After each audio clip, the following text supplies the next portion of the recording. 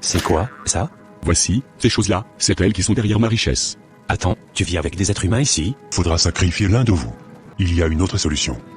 La seule est que vous sacrifiez vos femmes.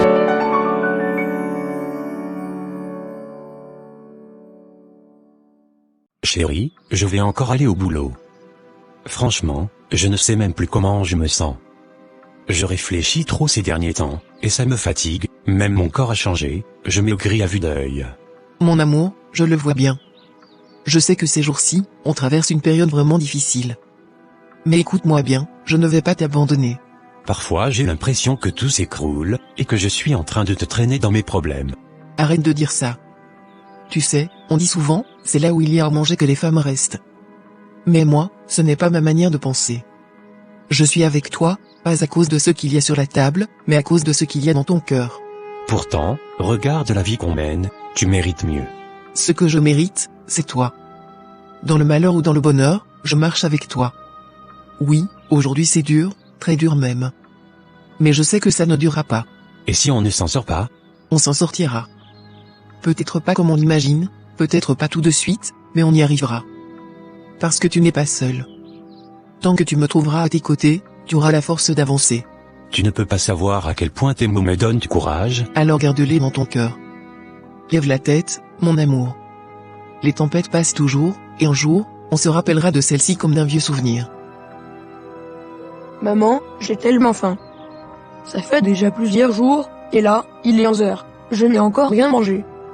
Je ne sais pas comment je vais tenir. Oh, mon fiston, je comprends. Moi aussi, ça m'arrive de ressentir cette même faim.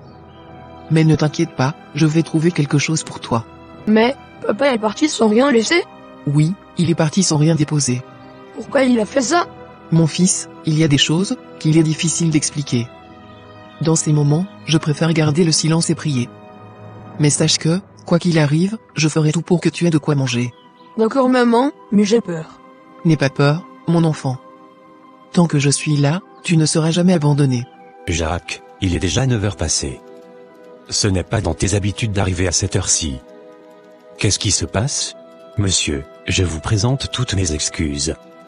Ce matin, j'ai dû régler des affaires familiales urgentes, ça m'a retenu plus longtemps que prévu. Des affaires familiales, Jacques, je comprends que la vie personnelle puisse parfois nous surprendre. Mais ici, au travail, chaque minute compte. Je sais, monsieur, et je reconnais que je devrais mieux m'organiser. Je ne te parle pas seulement d'organisation, Jacques. En ce moment, l'entreprise traverse aussi une période délicate. On a besoin que chacun soit à son poste à l'heure.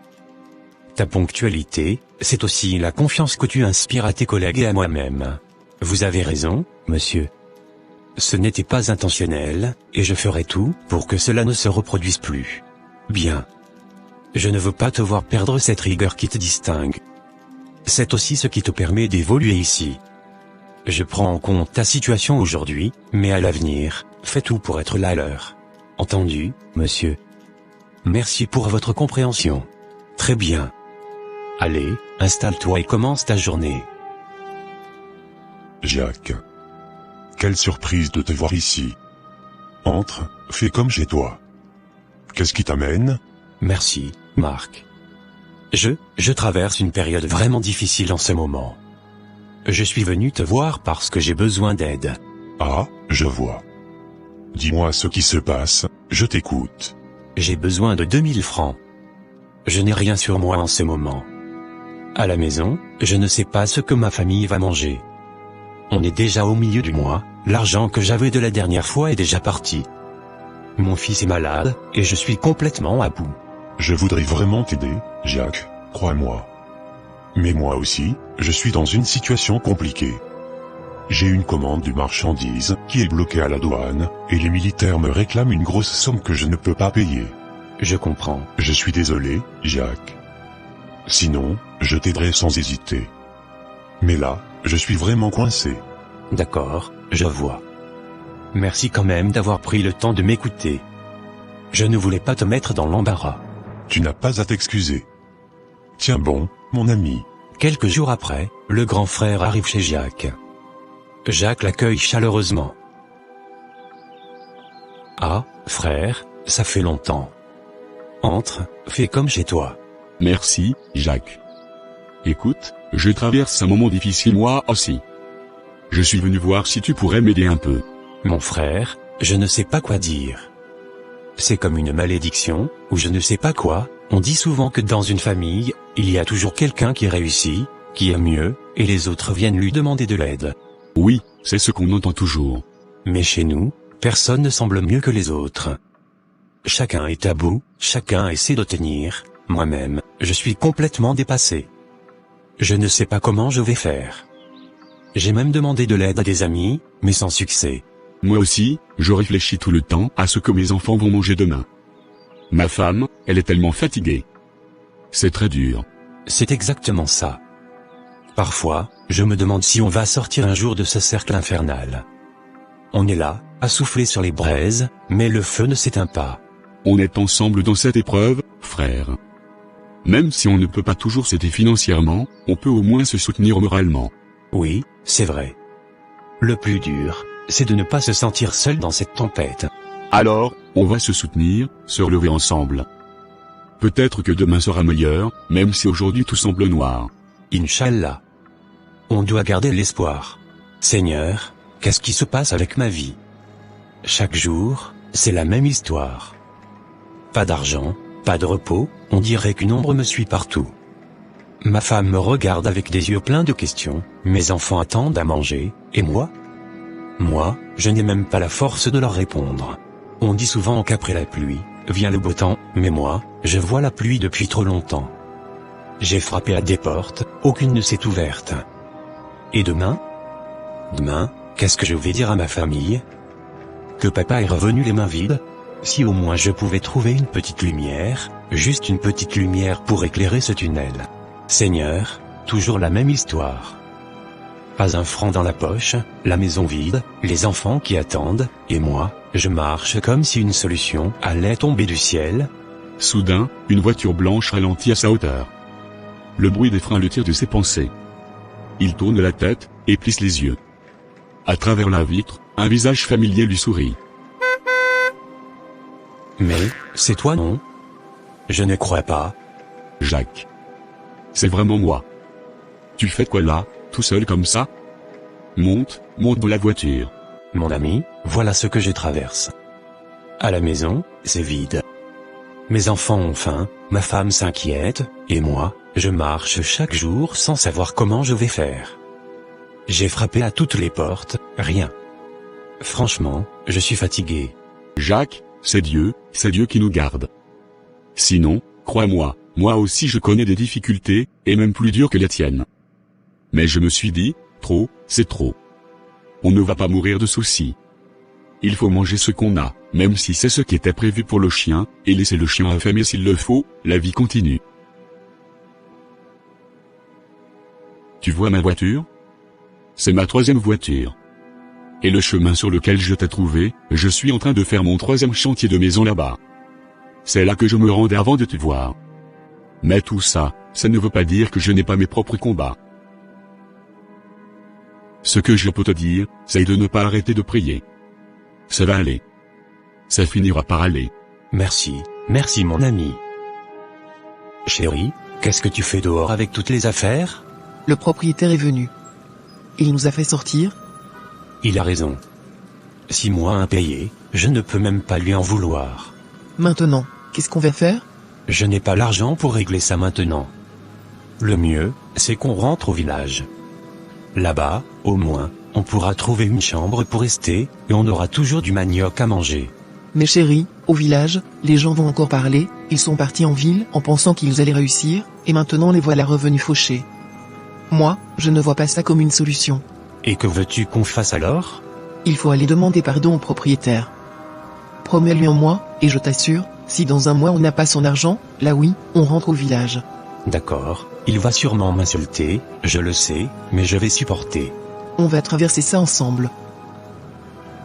C'est fou, on a fréquenté ensemble, on a grandi presque pareil, et lui, il a réussi. Comment il a fait pour se lever comme ça? 3 voitures, des chantiers, pendant que moi je suis là, à compter les jours, à me demander comment nourrir les enfants. Il m'a dit qu'il a souffert, Mais si c'est vrai, alors il sait ce que je vis. Peut-être qu'il pourrait m'aider, pas juste un petit billet, non, m'aider vraiment, pour que je sorte de là une fois pour toutes. Je vais aller le voir. Je dois lui demander comment il a fait. Trop, c'est trop. Heureusement que j'ai une bonne épouse, sinon, à cette heure, elle serait déjà partie. Une autre femme m'aurait quitté depuis longtemps, m'aurait laissé seule avec mes problèmes, mais elle est restée. Elle a accepté de vivre ça avec moi. Non, je ne peux pas rester les bras croisés. Je dois trouver une solution, vite. Donc, tu es venu pour que je t'aide, hein? Ou bien, tu veux connaître la source de mes revenus, pour que je t'apprenne? Oui, mon frère. Je suis fatigué, je veux vraiment changer ma situation. Il n'y a pas de problème. C'est vrai, on a souffert ensemble. Mais si toi-même tu acceptes certaines choses, tu peux changer ta vie. Viens.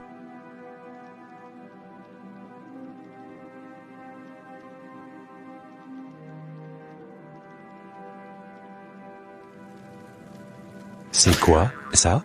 Voici, ces choses-là, c'est elles qui sont derrière ma richesse. Attends, tu vis avec des êtres humains ici, que tu as sacrifiés? Oui. Quand je souffrais, j'ai rencontré un homme, un certain Baba. C'est lui qui m'a donné ce pouvoir, et aujourd'hui, je suis bien stable. Mais toi, peut-être qu'on ne te demandera pas un être humain. Là où les choses sont arrivées maintenant, j'ai déjà pris ma décision. Peux-tu m'emmener chez ce Baba? Je peux t'amener, mais là, je suis occupé. Moi aussi j'ai des choses à gérer. Je vais plutôt te donner son adresse. Tu iras toi-même. Merci, vraiment, merci.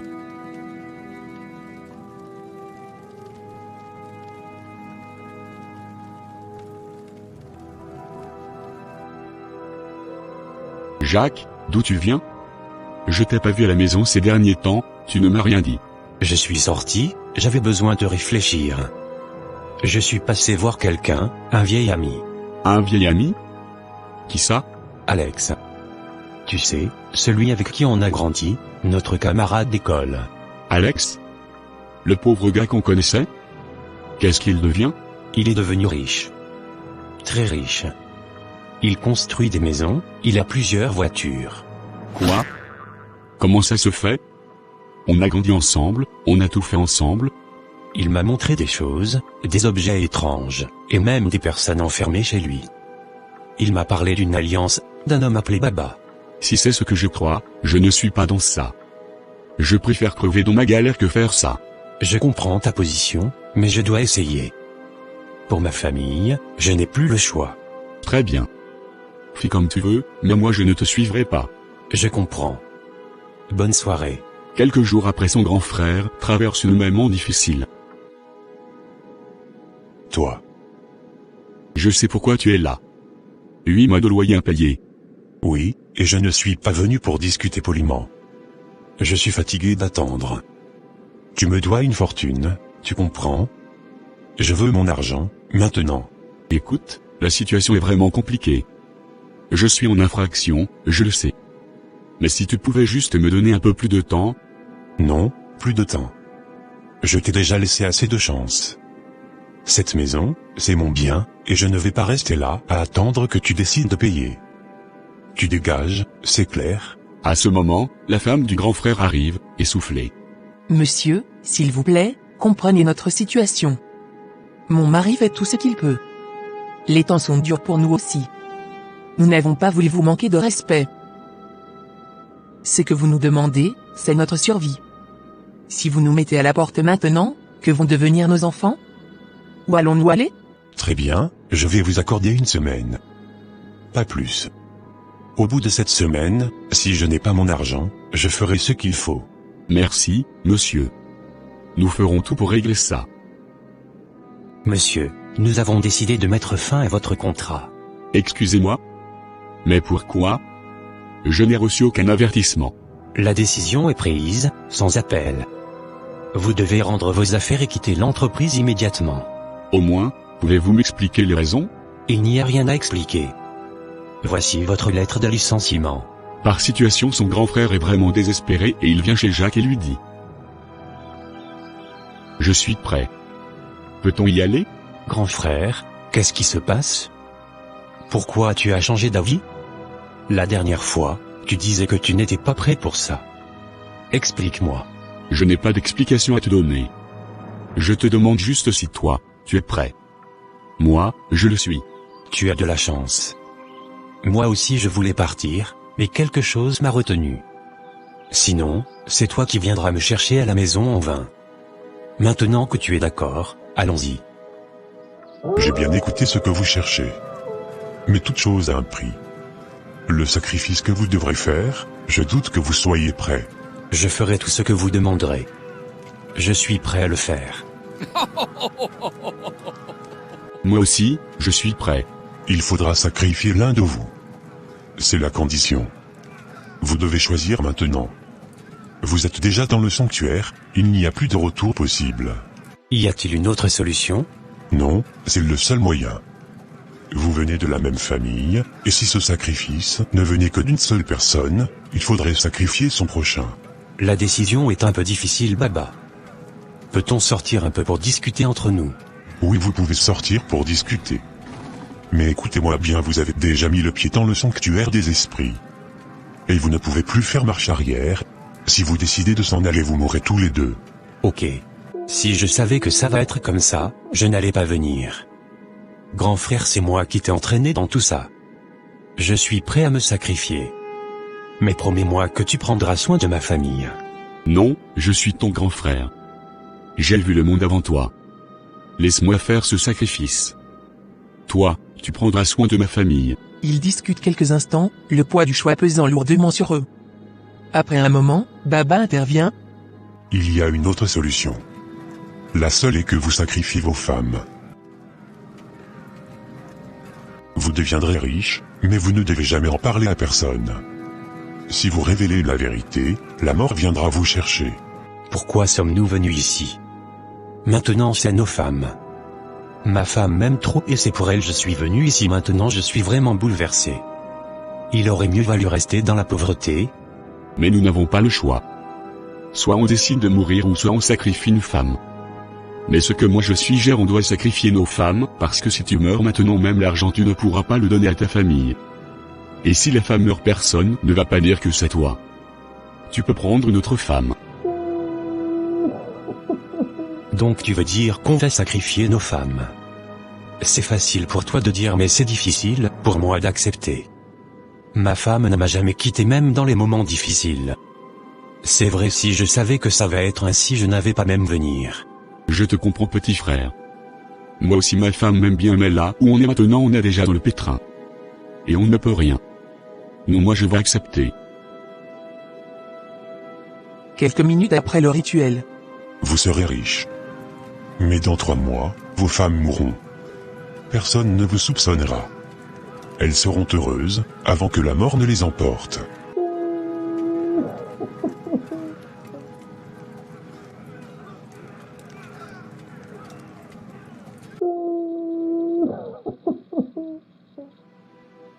Chérie, je ne te comprends pas. Les choses commencent à aller un peu mieux, on a de l'argent, mais toi, tu pleures tous les jours. Qu'est-ce qui se passe? Je suis inquiète. Chérie, tu ne peux pas comprendre. C'est très difficile pour moi, oui, les choses vont bien maintenant, mais ça me fait mal au plus profond de moi. Mon Dieu, dis-moi, explique-moi ce qui ne va pas. Il faut prier, il faut prier. Chérie, tu me fais peur. Dis-moi ce que c'est, s'il te plaît. Tu refuses de me parler. J'ai sommeil, bonne nuit.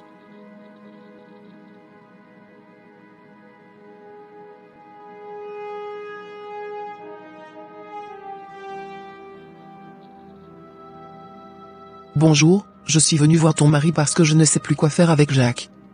Ces derniers temps, il est très distant, il pleure souvent. Quand je lui demande ce qui ne va pas, il ne répond pas, il me dit seulement de prier. Ah bon? Je pense que c'était moi seul.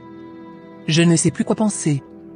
Mon mari pleure aussi parfois, et pourtant, les affaires vont bien. C'est étrange. Si tu lui poses la question ce qui ne va pas, il ne répond pas, il est triste. Et il me dit de prier. C'est la seule chose qui me répond de prier. Je ne comprends pas pourquoi il nous demande sans cesse de prier.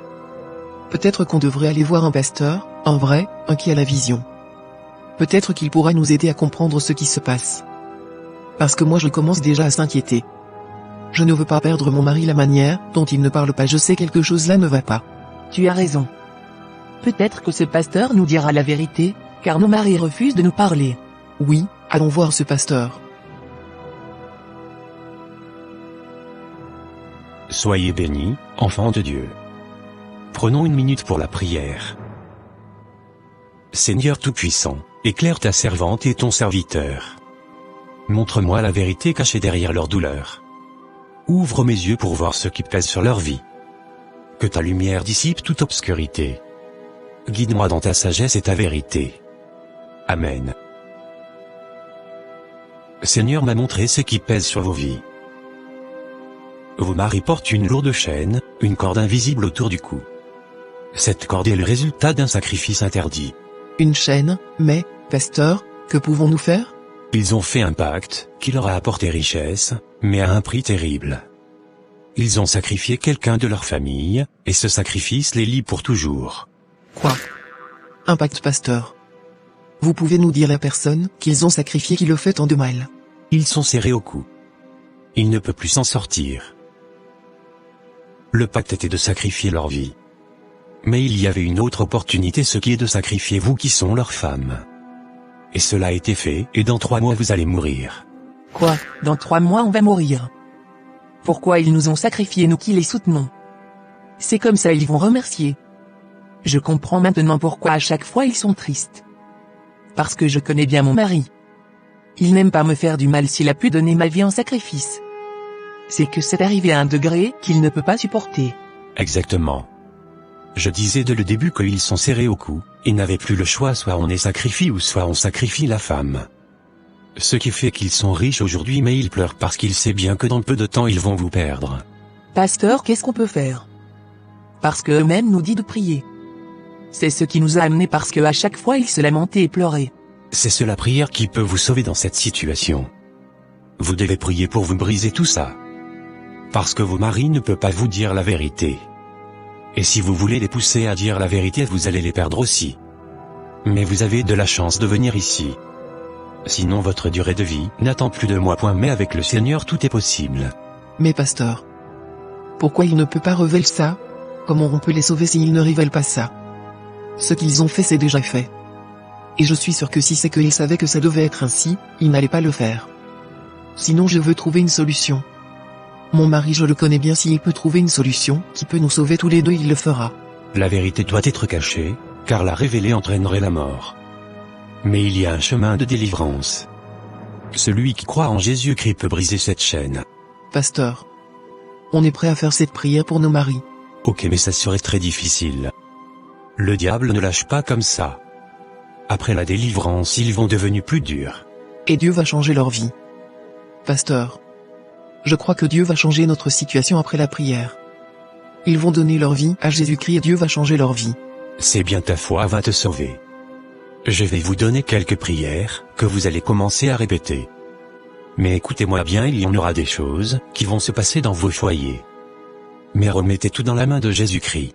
Ok pasteur, Seigneur Jésus, je t'élève mon âme, que ton feu consume toute puissance des ténèbres autour de moi. Femme, pourquoi luttes-tu encore? Ta vie est déjà scellée. Tu ne sais pas? Tu as été vendu, oui, vendu à moi depuis longtemps. Ta tête est déjà marquée. Il est écrit, résistez au diable et il fuira loin de vous. Je ne crains pas ta présence, car le sang de Jésus est sur moi. Tu crois que tes paroles peuvent m'arrêter? Je suis plus ancien que ta foi. Tes prières ne sont que du vent. Tes prières ne servent à rien. Même ton mari ne pourra pas te sauver. Lui-même tu as vendu à moi. J'ai toute l'autorité sur toi. Tu peux même prier plus que les pasteurs, mais ce qui est coutume m'appartient. Et toi, je te prendrai vivante. Non, non, impossible. Ah. Je reviendrai. Tu m'entends? Je reviendrai. Seigneur, toute la gloire est à toi. Baba, qu'est-ce qu'il y a? Tu sembles furieux. Kofi, il est temps que je prenne ce qui m'appartient. Mais ce soir, j'ai vu quelque chose qui m'a irrité au plus haut point. De quoi parles-tu? Tes femmes. Oui, la tienne et celle de ton petit frère. J'ai frappé à leur porte invisible, j'ai tendu mes mains pour les saisir, mais leurs esprits brûlent comme un feu, que je ne peux pas franchir. Tu veux dire, tu as tenté ma femme aussi? Oui, et comme pour l'autre, mes forces ont trouvé un mur. Elle prie trop, elle parle trop de ce nom qui me déchire. Et ça, Kofi, c'est dangereux, pour moi comme pour vous. Tu dois leur interdire certaines paroles. Empêche-les de prononcer ces mots-là dans vos maisons. Empêche-les de prier. Si elles continuent, le sacrifice ne réussira pas, et si le sacrifice n'aboutit pas, vous-même paierez le prix. Nous-mêmes? Oui, vous-même. Et crois-moi, ce prix-là, tu ne veux pas le payer. Alors va, parle à ton petit frère Jacques. Dis-lui de mettre un frein à cette folie dans sa maison. Que sa femme se taise, ou qu'il se prépare à perdre tout ce qu'il a. C'est quoi encore ça?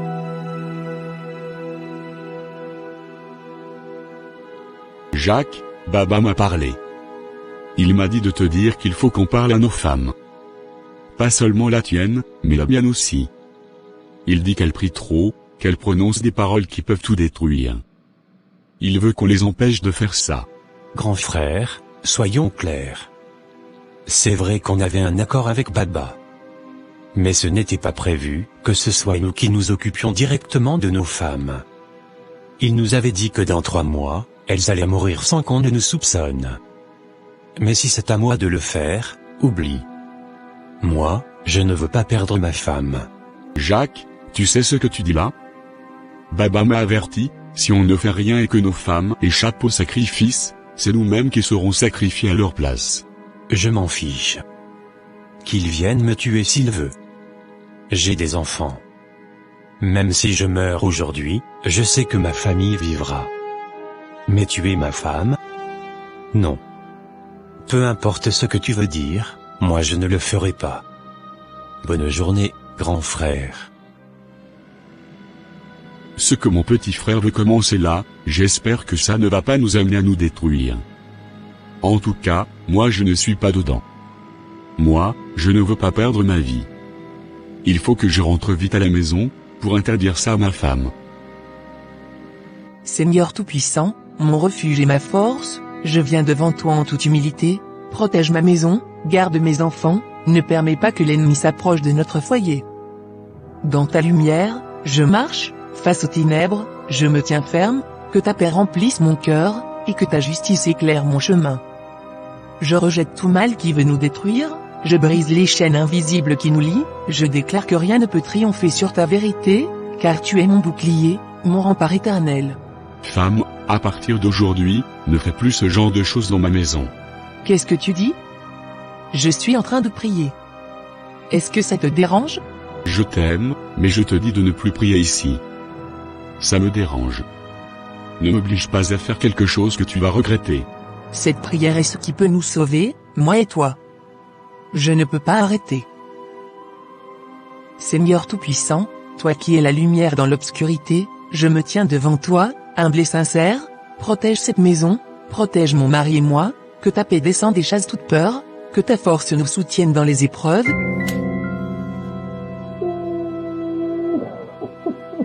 Le mieux pour toi, c'est de respecter mes ordres. Du côté de Jacques. Jacques entra doucement dans la chambre où sa femme était en train de prier. Il s'approcha et, avec curiosité, lui demanda. La prière que tu fais tous les jours, elle concerne quoi exactement? Où as-tu trouvé cette prière? Elle a l'air tellement puissante. Ah Seigneur, tu m'as révélé quelque chose. Il m'a dit d'aller voir un pasteur, alors je suis allé le voir. C'est lui qui m'a donné les versets à lire et la prière que je dois faire. Je suis en train de la faire, jour après jour. Ah bon? La prière peut combattre beaucoup de choses.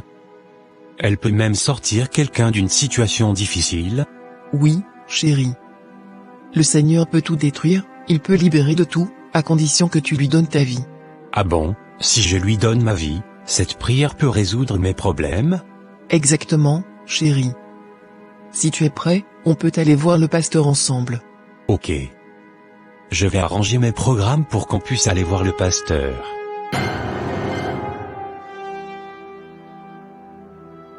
Pasteur, voici ce que mon mari m'a dit, il ne veut plus que je prie dans la maison. Il me menace, me demande d'arrêter, sinon il... Écoute-moi bien. Si tu décides d'obéir aux demandes de ton mari et d'arrêter la prière, sache une chose, tu mets ta vie en danger.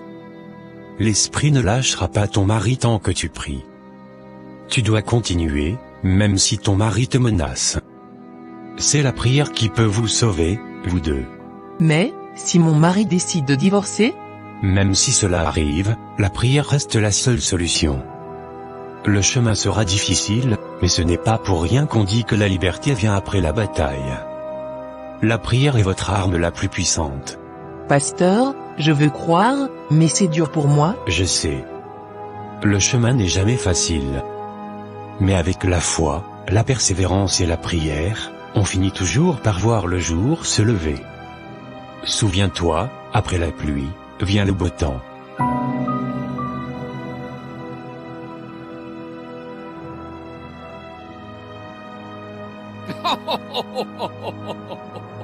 Alex, tes amis veulent me tenter, mais ils ne respectent pas l'accord. Les esprits commencent à s'énerver. Grand Baba, le Tout-Puissant, le Seigneur de la richesse, nos accords sont sacrés. On ne les a pas forcés. S'ils n'arrivent pas à faire ce qu'il faut, qu'ils sachent ce que vous pouvez faire. Oui, c'est leur tête qui paiera le reste. Il ne peut pas offenser notre sanctuaire. S'il veut le combat, on va le combattre. Alors, qu'il en soit ainsi. Nous sommes ensemble dans cette bataille.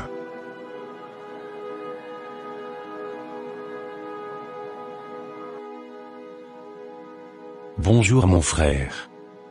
Je viens justement de recevoir la bonne nouvelle, les conteneurs sont déjà en route, et ils arriveront dans un mois. Vous avez vraiment assuré, je suis impressionné. Bonjour Jacques. Merci beaucoup, ça fait plaisir d'entendre ça. Tu sais, chez nous, on ne rigole pas avec la qualité et les délais. Je t'avais dit que je viendrais te rendre visite bientôt, et je tiens vraiment à ce que ça arrive. Ça va nous permettre de mieux nous connaître et de renforcer notre business. J'attends ça avec impatience. Ce sera important pour moi de te recevoir ici, de te montrer comment nous fonctionnons et aussi pour que tu puisses voir l'impact de notre travail sur le terrain.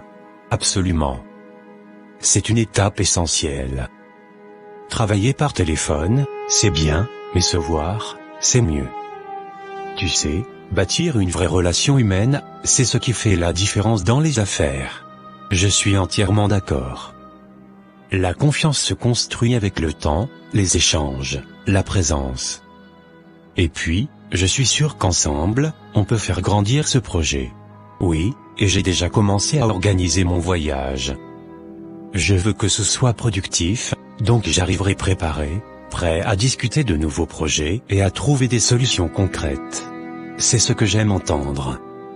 On pourra aussi visiter quelques sites, rencontrer les équipes, et même organiser une petite réunion avec d'autres partenaires locaux. Ça nous permettra d'ouvrir de nouvelles portes. Excellente idée. J'aime ce genre de projet ambitieux. Bon, je dois y aller, une conférence m'attend, mais je te rappelle dès que possible, pour confirmer la date. Parfait. Merci encore pour tout ce que tu fais. À très bientôt, mon frère. À très bientôt, Jacques. Tu ne peux pas faire ce que tu es en train de faire, Jacques. Tu connais bien nos règles. Tu dois assumer. Il était convenu que dans 3 mois, tu sacrifierais ta femme et que tu nous aiderais. Vous voulez me dire que ma femme est devenue plus puissante que vous? Vous, qui possédez les esprits et la force? Comment une simple femme peut-elle vous résister? Je ne sais plus quoi faire. Moi, je ne suis pas prêt pour ça. Si tu ne peux pas la voir, alors je suis désolé pour toi. Je m'en fous. Je vois maintenant comment tu es riche, que tu veux nous tenter. Tu vas voir ce que ça coûte.